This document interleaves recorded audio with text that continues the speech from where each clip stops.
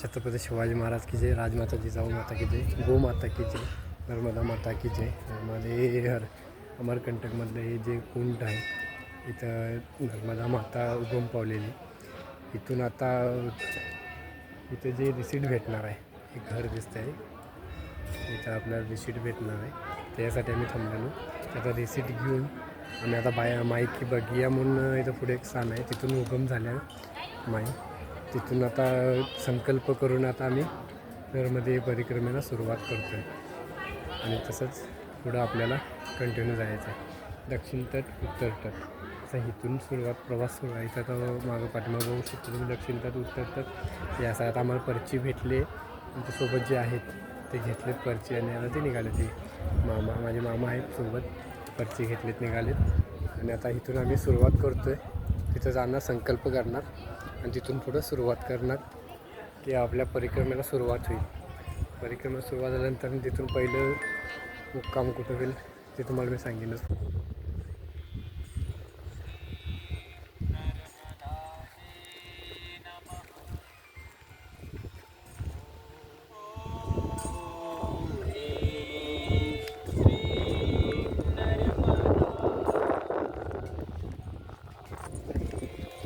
आता माईकी बघायला चाललो आहे आम्ही. तिथून संकल्प करायचा आहे, पुढं चालवणार आपलं. अमरकंटकमधून आता आम्ही निघलो माईकी बघायला.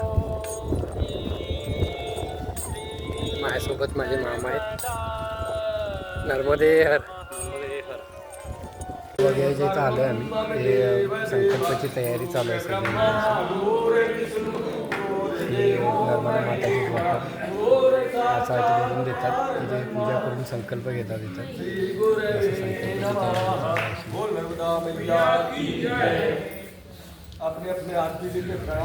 सर्वजण बसलो इकडे. आता संकल्प घेणार आम्ही आणि इथून पुढं आपलं हे चालू आहे. प्रणाम करके हाथ में अक्षत ले लीजिए, मैया का पुष्प संकल्प झाला इथून. प्रसाद सगळा एकत्र घ्या वाटायला.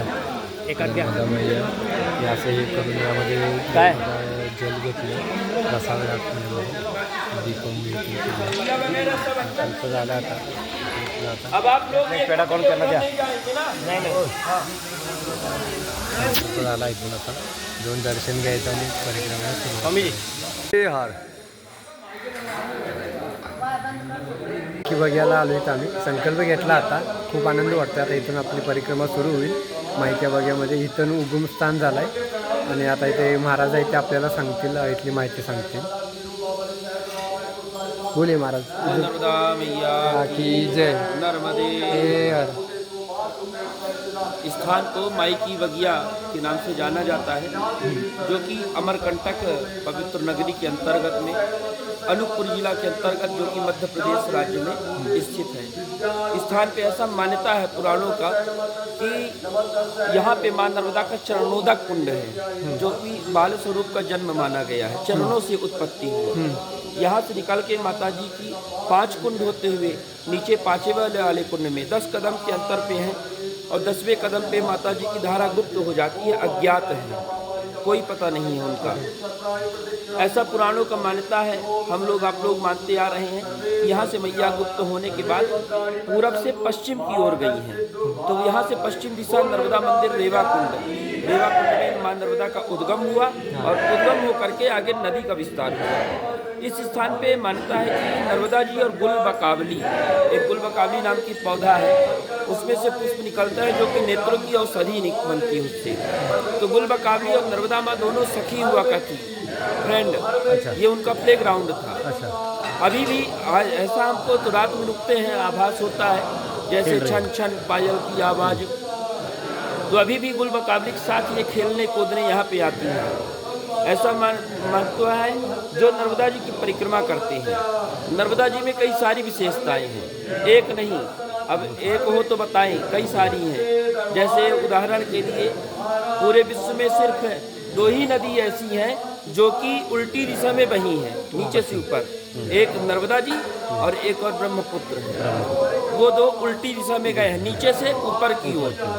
दूसरा विशेषता कि किसी भी नदियों के ऊपर कोई पुराण का वर्णन नहीं है, परंतु नर्मदा नदी के ऊपर नर्मदा पुराण का वर्णन किया गया है ना, मार्कंडेय ऋषि जी स्वयं किए हैं। किसी भी नदी की परिक्रमा नहीं होती, लेकिन आप लोग स्वयं मां नर्मदा की परिक्रमा करने जा रहे हैं। इनका पहला परिक्रमा मार्कंडेय ऋषि जी किए थे, जिन्होंने 3 साल 3 महीना 13 दिन में एक परिक्रमा पैदल पूरा किया।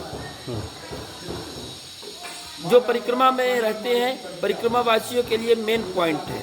3600 किलोमीटर की इनकी यात्रा है। 1600 किलोमीटर लंबी नदी है, तो 1600 जाना 1600 आना, दोनों किनारा मिला के, और टोटल मिला के 3600 होता है।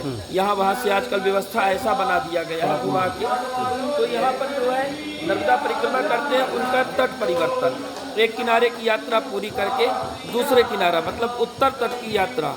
मैया गई है पूर्व से पश्चिम, तो उत्तर और दक्षिण तट में उत्तर की यात्रा पूरी करके और मैया आप लोग दक्षिण पे आते हैं। और यहीं पे आपके पास एक जल की बोतली होती है, उस जल में से थोड़ा जल यहाँ पे निकाल के और पूरा किया जाता है। जैसे ही आप लोग यहाँ से प्रारंभ किए, यहाँ से जल की शीशी भर के दिया गया। ये जल की शीशी आपकी कहाँ खुलेगी? सागर में। परिक्रमा मतलब नर्मदा नदी को क्रॉस नहीं करना। सागर, गुजरात, भरूच, अरब महासागर में ऐसा मान्यता है, हम लोग भी दर्शन किए हैं मैया का, कि वहाँ धारा खंडित ना हो। समुद्र में 60 किलोमीटर अंदर तक आप नर्मदा जी के जल को बता देंगे कि ये मैया का जल है। इसलिए वहाँ खंडित ना हो, इसलिए वहाँ नाव के द्वारा पार करते हैं। 60 किलोमीटर अंदर आप नाव से जाएंगे, धारा किनारे किनारे, और जहाँ पे मैया मिली है वहाँ से नाव आपका घूम जाएगा। वहाँ तट परिवर्तन होता है। जल जो भर के दिए हैं, थोड़ा जल वहाँ छोड़ेंगे, फिर वहाँ से लेंगे। वहाँ से उत्तर तट की यात्रा पूरा करके यहाँ पे आपका पूरा परिक्रमा पूरा होगा। और ये जो जल की शीशी है, पुनः जल का पूजन होगा। और जल का पूजन होने के बाद आप लोग इसी जल को जब तक ओमकारेश्वर में नहीं चढ़ाएंगे, तब तक आपको परिक्रमा का फल नहीं मिलेगा। नर्मदा पुराण के अनुसार मार्कंडेय ऋषि जी कहते हैं कि जो भी व्यक्ति मैया की एक परिक्रमा करे और हम 4 बार 4 धाम की यात्रा करें, तो हमारा 4 धाम की यात्रा का फल कम हो जाएगा, आपका नर्मदा परिक्रमा का फल ऊंचा हो जाएगा। इतना ज़्यादा महत्व है। मैया का बाल रूप होने के कारण माई की बगिया में कन्या भोजन का विशेष अति विशेष महत्व है। मानते हैं कि जो नर्मदा परिक्रमा में पैरों के नीचे जैसे पैदल कर रहे हैं कीड़े मकोड़े, धोखे से अनजाने में मृत्यु हो जाती है, उनका दोष हमको ना लगे, इसलिए उसका प्रायश्चित करने के लिए यहाँ पर कन्याओं का भोजन कराना अनिवार्य होता है। एक और विशेषता इनमें नर्मदा जी में, आप गंगा जी का दर्शन, स्नान करिए, उसका फल एक तरफ, और नर्मदा मैया का मात्र दर्शन करिए। ये मानिए के चलिए कि हमने गंगा का स्नान किया। जब दर्शन से इतना फल है, तो सोचिए भला कि स्नान से कितना बड़ा फल नहीं होगा। और आप तो परिक्रमा में है। और दूसरी बात, नर्मदा नदी किसी से मिलने नहीं गई है। जितनी नदियाँ सब इनमें आके मिली है, किसी से मिलने नहीं गई है।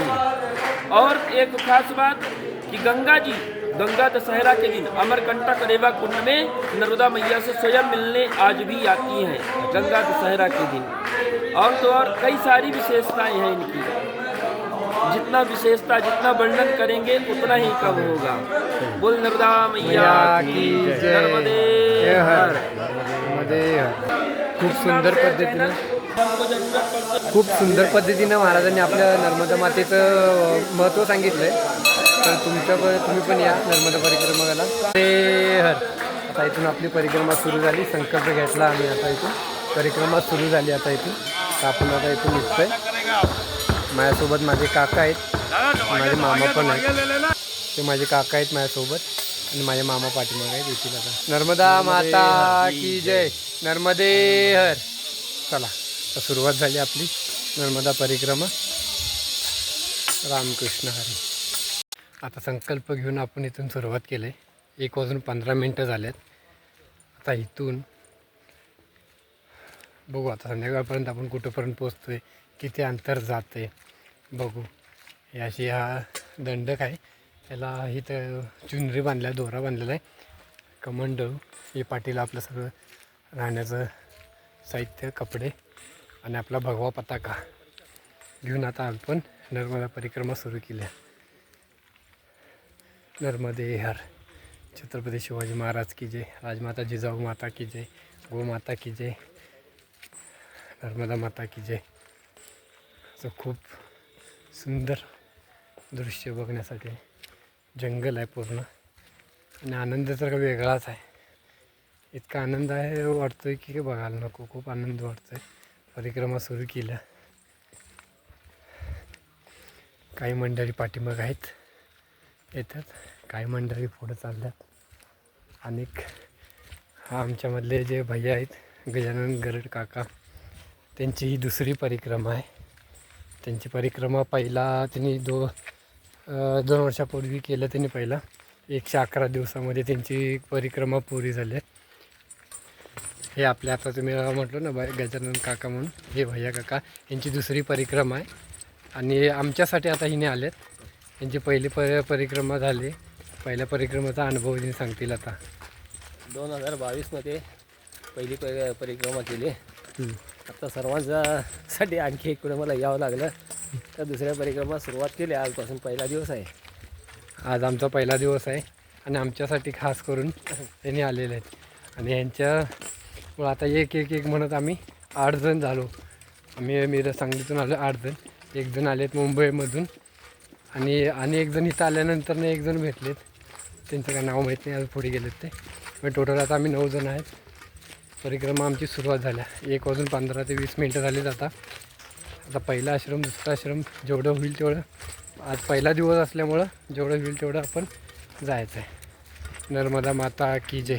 नर्मदे सुरू झाली. पहिलं भोजन इथं.